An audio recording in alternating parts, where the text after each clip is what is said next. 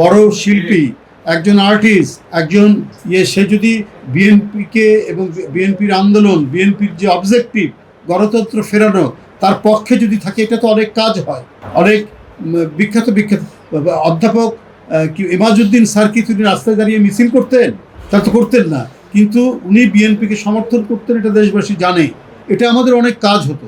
একজন বড় কণ্ঠশিল্পী, তিনি বিএনপিকে সমর্থন করেন, এটাই তো অনেক বড়। সবাইকে কি রাস্তায় নেমে রিকশার পাম ছাড়তে হবে নাকি?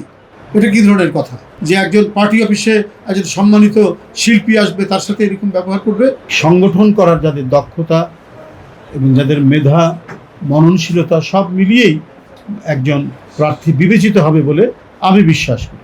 সব মশার বিরুদ্ধে সুরক্ষা দিতে এলো বসুন্ধরা এক্সট্রিম অ্যারোসল। মশার বিরুদ্ধে যদি ঊর্ধ্বতন নেতৃবৃন্দ যদি বলেন, পার্টির চেয়ারম্যান, মাননীয় প্রধানমন্ত্রী যদি বলেন, তবে সেই ক্ষেত্রে আমরা বাড়াতে পারি, কিন্তু এখন পর্যন্ত কোনো নির্দেশ নেই।